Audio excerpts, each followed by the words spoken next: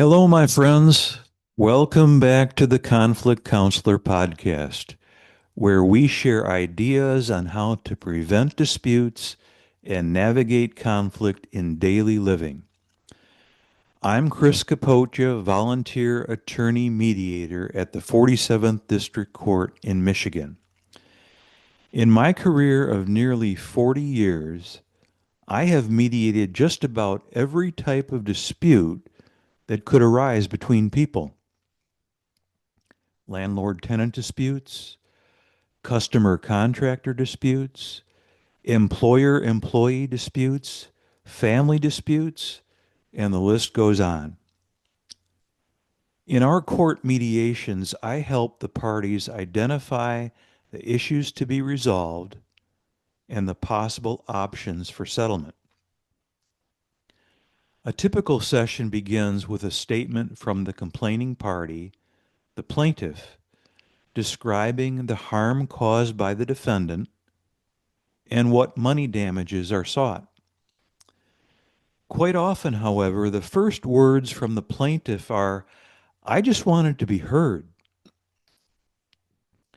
The reality is that many of the conflicts in our life, especially those that end up in court, are the result of a longing to be heard that is unfulfilled. Consider a few recent examples from my docket.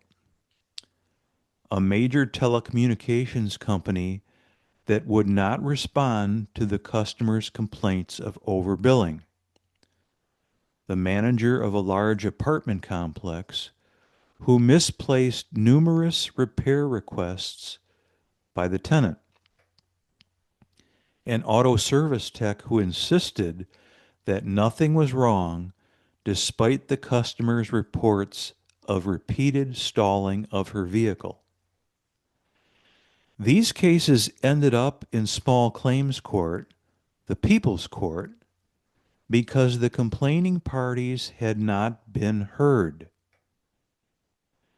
But then something remarkable happened at mediation, where both parties had an opportunity to be heard loud and clear. The plaintiffs were noticeably relieved to be able to finally tell their stories to someone who actually listened to them. The defendants acknowledged the plaintiff's frustration, apologized for their neglect, and put forth proposals that ultimately settled the cases.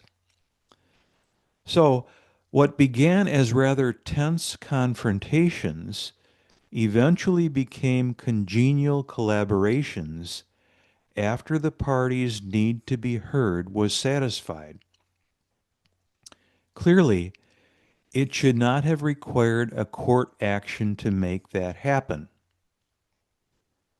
As an interesting aside, when a defendant doesn't show up for mediation, I grant the plaintiff a default judgment.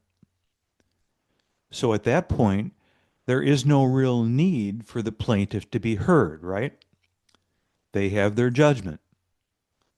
Nonetheless, I always invite the plaintiff to tell me their story, because I know they relish what is perhaps the only chance to be heard on the matter.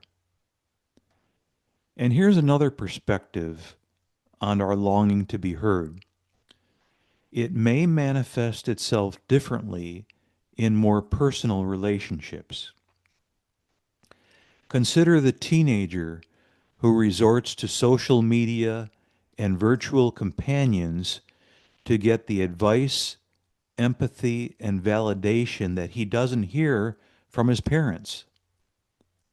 Or the spouse on the verge of divorce because her husband can't or won't hear her frustrations about running the household. We must strive to hear the hopes and dreams, the frustrations and fears of those close to us. Our failure to hear risks a permanent fracturing of these relationships. However, We must close our discussion with a caveat. Just hearing is not enough. To prevent or resolve conflict, we must be able to listen effectively to what we hear. If that sounds a bit confusing, join us next time on The Conflict Counselor as we consider the art of listening with your heart. See you then.